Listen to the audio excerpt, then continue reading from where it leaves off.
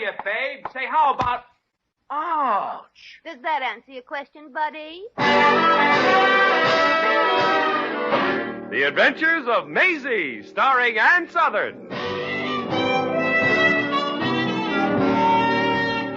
You all remember Metro-Goldwyn-Mayer's famous Maisie pictures. In just a moment, you will hear Maisie in radio, starring the same glamorous star you all went to see and loved on the screen, Ann Sothern. But first, your announcer.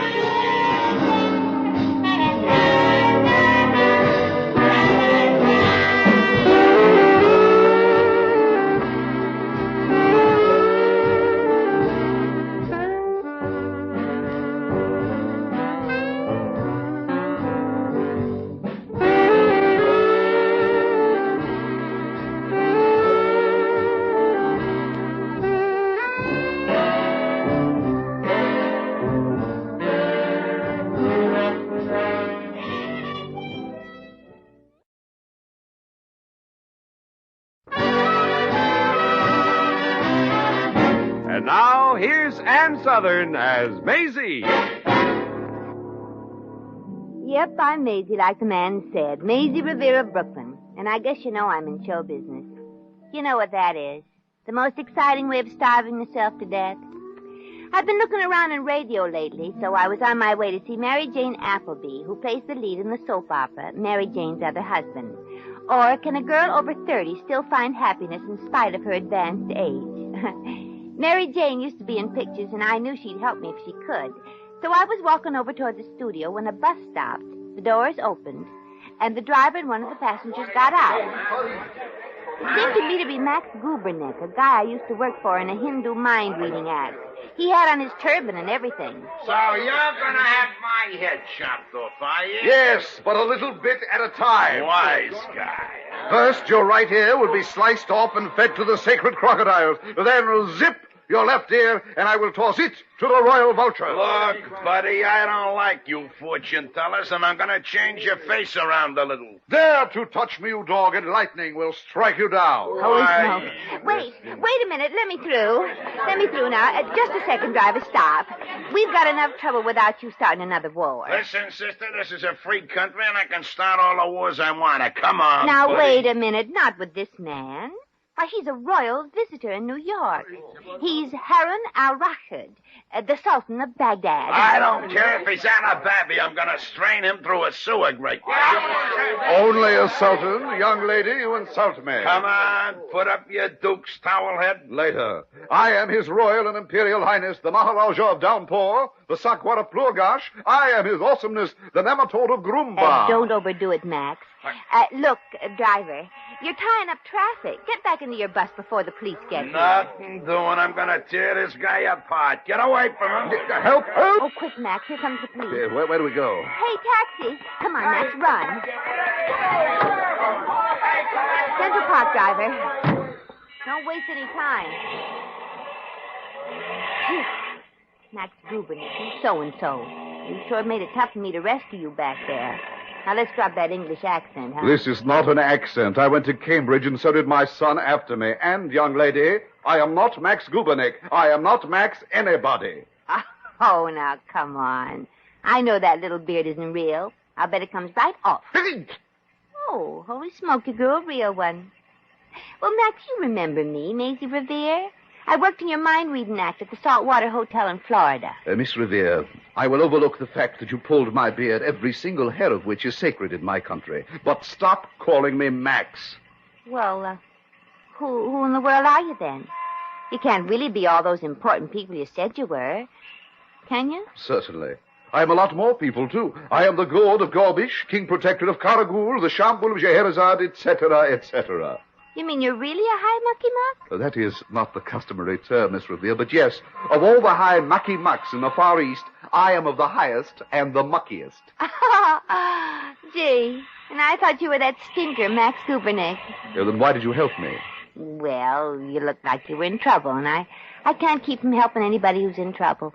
I guess there's a little bit of jerk in everybody, and that's how it comes out in me. Well, it was very kind of you. I'm sure I was acting very foolishly, but I am a Maharajah, and I am not accustomed to having people say to me, "Step to the rear of the bus, buddy." Well, if you're a Maharajah, what were you doing in a bus? Well, it's a long story. First, I got lost in the subway. I was observing what is called the morning rush on the platform with my Grand Vizier Hakim.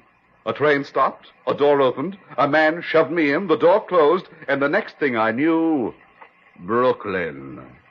So what was wrong with Brooklyn? You are from there? I am. My, what lovely weather we're having now. Well, I think we'd better get you back right away. Where are you staying in New York? It's a little quaint place on Park Avenue. Oh, yeah, I know. Driver, take us to the Waldorf.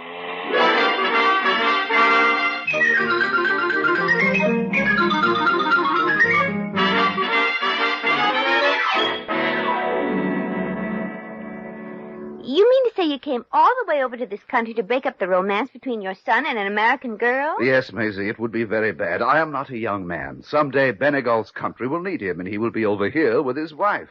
Yeah, but Maha, what if they're in love? Love, there. Well, now, just a second. You can't talk that way about love in America, Maha. We consider love almost as sacred as hot apple pie or cold beer. Apparently, there's no romance in your country. There you are wrong.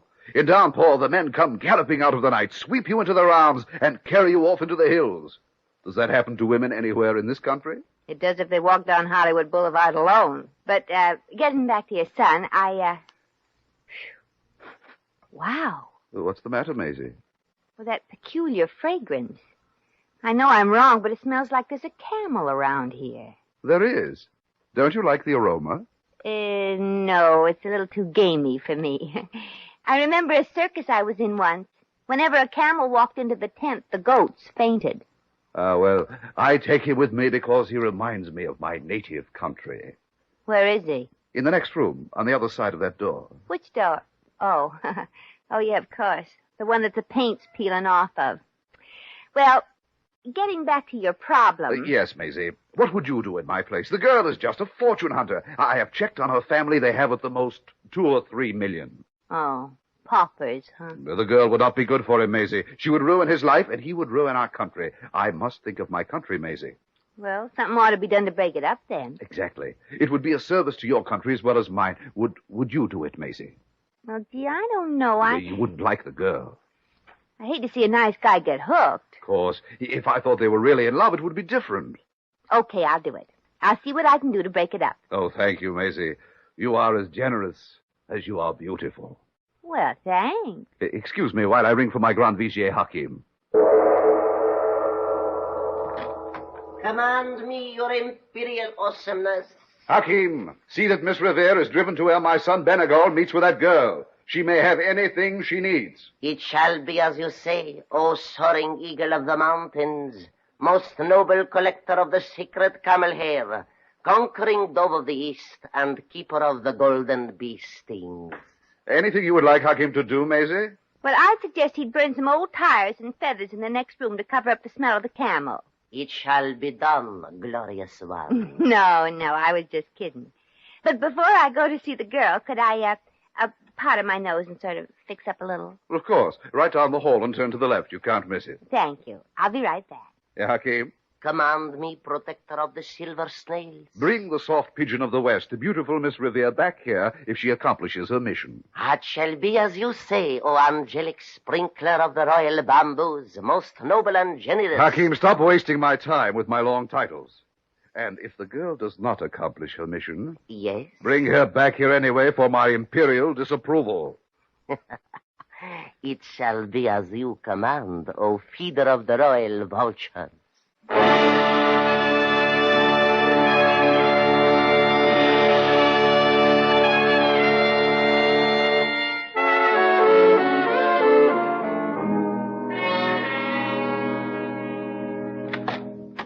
Good afternoon. I wonder if Miss Nancy Vanderbilt is home. No, and I'm afraid she never will be again. Really? Well, what do you mean? She's just zipped off with Prince Benegul to get married at City Hall, and she won't be Miss Vanderbilt very long. Holy Pete.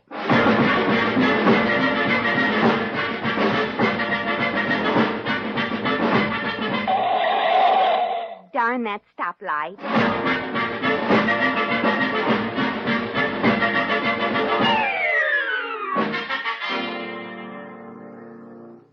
You mean you're Nancy Vanderbilt, the awful girl he's going to marry here? Well, yes, but it isn't a very flattering description. Oh, well, I'm sorry. I didn't mean that. It's just that I got the idea that you were sort of the face in the bottle of ant poison. Well, Father's pretty upset about us, and he said some things about Nancy you'll have to apologize for later. Gee, you kids have sure thrown me a curve. You're both swell. I can't break up a combination like this. You haven't a chance. Oh, but you could help us if you wouldn't mind. Sure. Next. We need a witness. Would you be our witness? Why, sure. What have I got to lose? Well, maybe I'll find that out when I explain this to the Maharajah.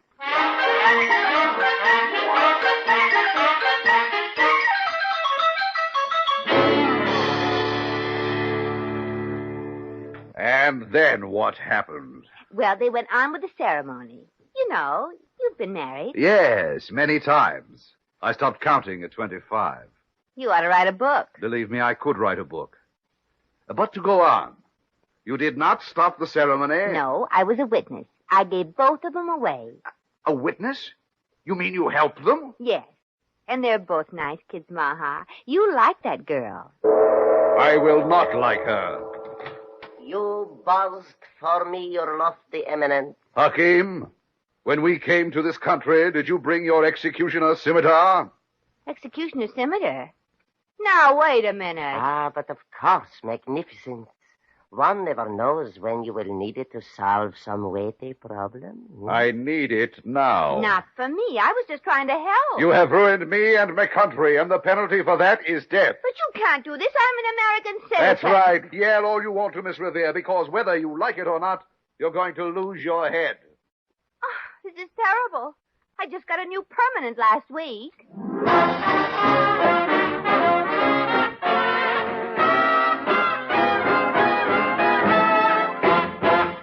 The Adventures of Maisie, starring Ann Sothern, will continue in just a moment.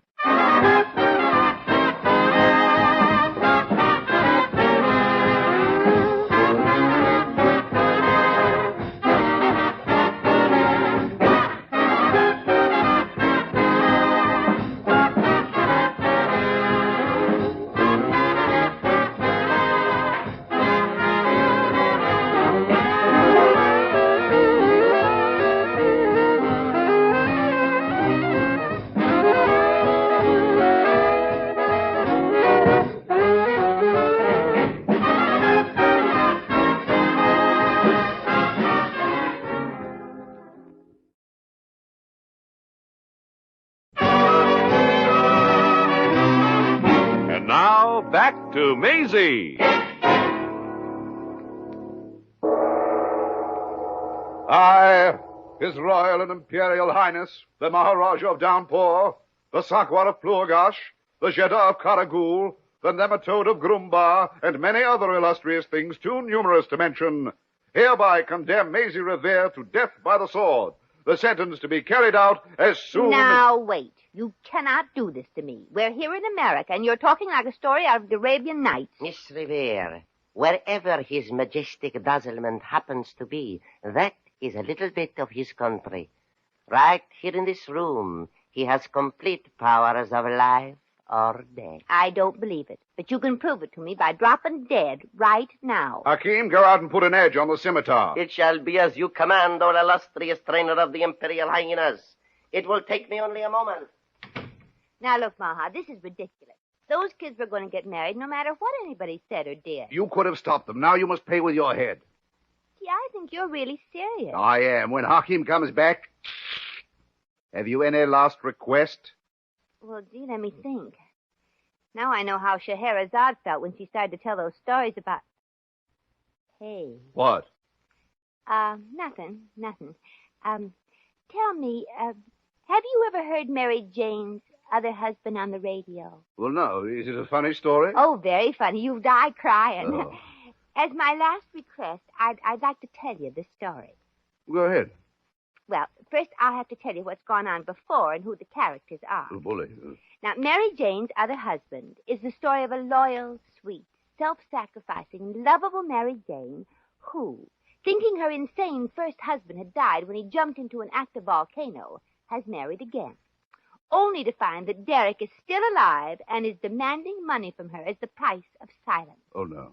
Her second husband is Tom Caswell, the handsome bank president, who married Mary Jane on the rebound when he was jilted by Serena Van Cleve, the beautiful, voluptuous heiress, who, hoping to win Tom back, has annulled her marriage to Count Matza von Kreplach, an agent of the Black Hand, who knows that Mary Jane's weak younger brother, Jimsy, a cashier at the bank, was smuggled out of a penitentiary in a bass drum by Ozzie Radcliffe, a devil-may-care orchestra leader who's in love with both Mary Jane and Serena. Oh, this sounds very good. Well, you'd better get a pencil and paper and take notes. In a minute, this is going to get complicated.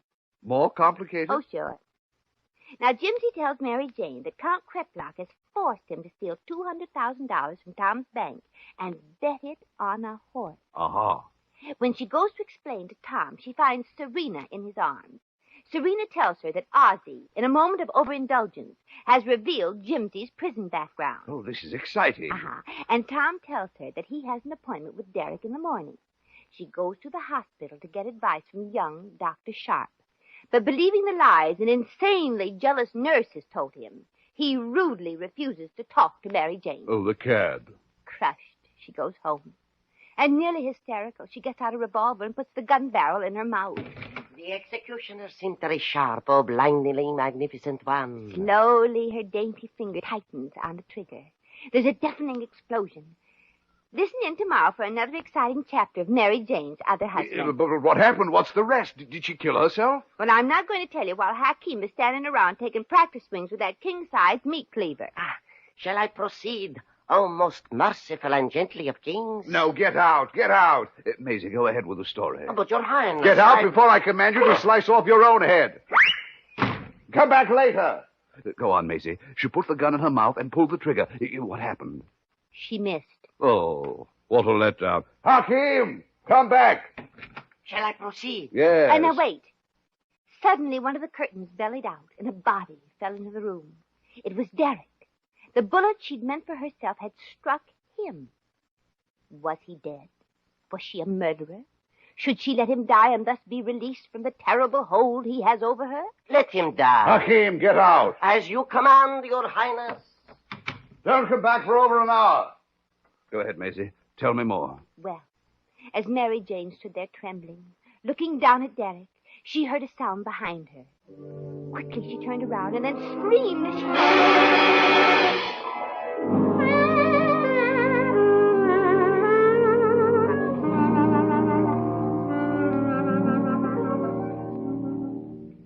Oh, no, Mary Jane cried. You can't take my little girl away from me. You can't.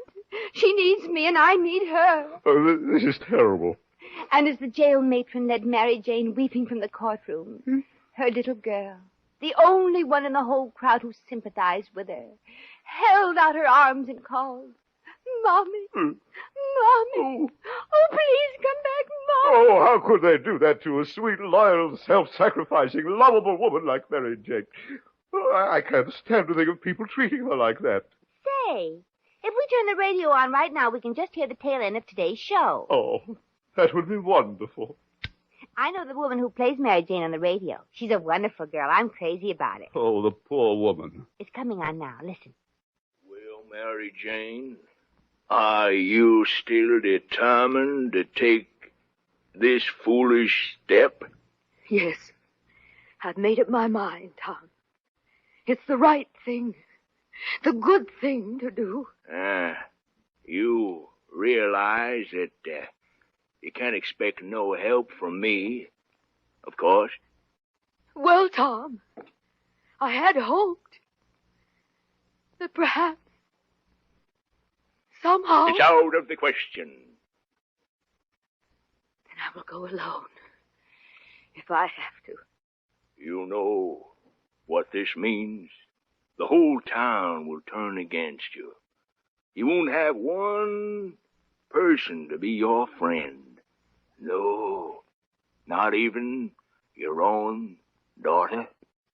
Oh, Tom! I'm giving you one more chance, Mary Jane. Well, I see you are not interested. Good day, then. Goodbye, Tom.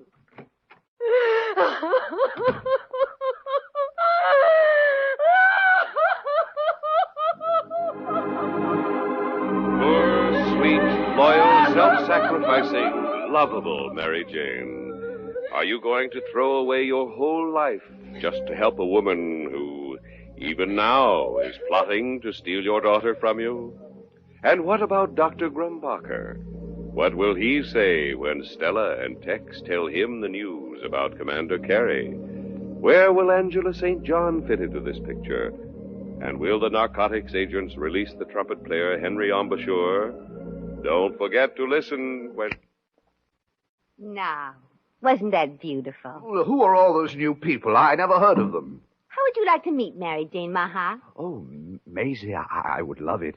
Such a lovely voice, such a sweet personality. You will fix it up? We could go out to dinner somewhere. And why don't we invite your son and your new daughter-in-law if we can find them? Never. But I've decided not to chop your head off. Well, thanks, oh soaring buzzard of the East. Instead, I will put you in the room with that camel and stifle you to death.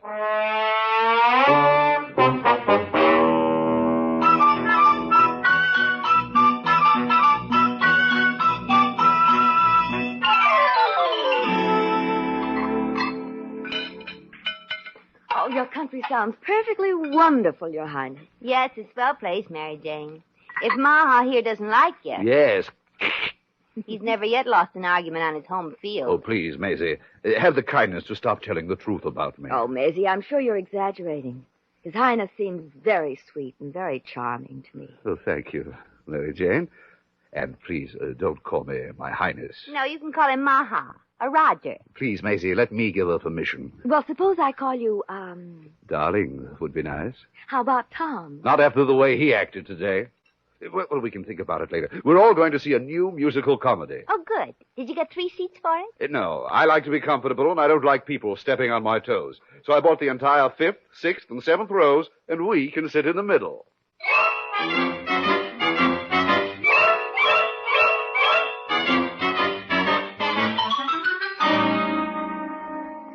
Oh, gee, Maisie, I just don't know what to do about Raj. I really am crazy about him, but you suppose we get along? I wouldn't worry a bit if he'd unbend a little and give his blessing to his son and daughter-in-law. He seems to be in love with me. But he's been an absolute ruler for so long. Oh, I'm sort of scared. Oh, that may be the kids now. I told them to come here to your apartment. Oh, hello, Maisie. Hello, Maisie. Hi, kids. I want you to meet Mary Jane. She may be your new mother. Hello. Listen, just after we came in, Father's car pulled up outside. So he's right behind us. Oh, well, then hide in there in the bedroom. Quick. Okay. And good luck, Mary Jane. Thanks. Now, remember, Mary Jane, you've got to insist that he give his blessings to the kids. Oh, but Maisie, what if he refuses and goes away?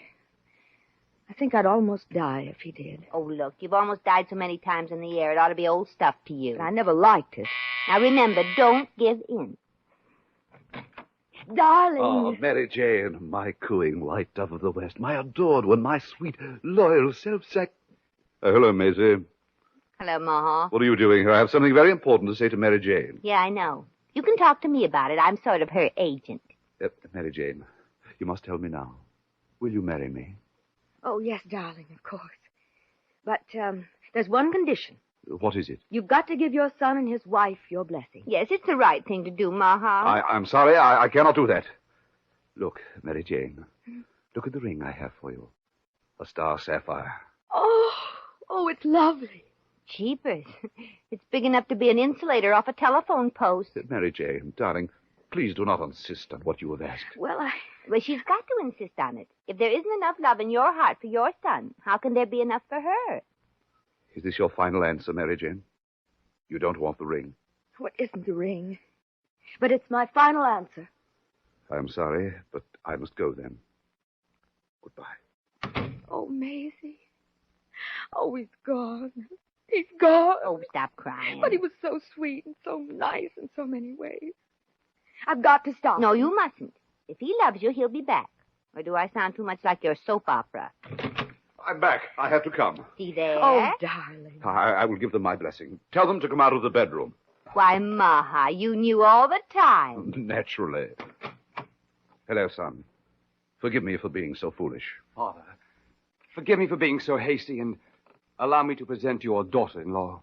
I'm glad to know you, Your Highness. Well, you're much nicer than I thought. Here's your ring, my dear. And Maisie, Here's a ring for you, too. Oh, well, this is beautiful. Why, Maha, this is the first time I ever had any jewelry worth more than $10 at a hawk shop. Oh, isn't this wonderful? You know something? If I heard this on the radio, frankly, I wouldn't believe it.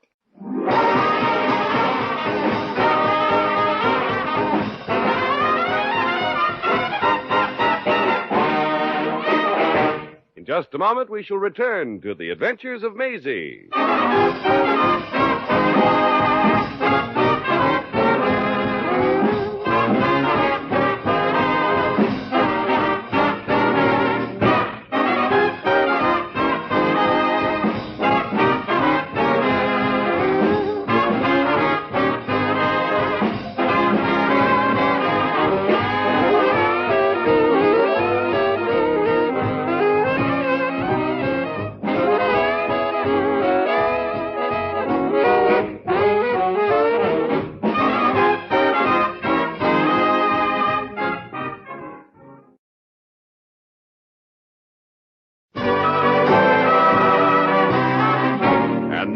Once again, here's Maisie. Well, it was a beautiful wedding. The Maharajah's son was his best man, and Mary Jane looked lovely. So did her bridesmaid, if I do say so myself. And right after, they left on their honeymoon. Mary Jane wanted to see the world while there still was a world. Of course, they had to get a new Mary Jane for the radio show, and I tried out with a few other girls. As you may have noticed, if you listen to Mary Jane's other husband, I didn't get the job. The girl who got it has a pretty terrible voice, but she's got a very special talent. She happens to be the producer's mother. Well, come on, Feet. There must be a job for us somewhere. Let's go.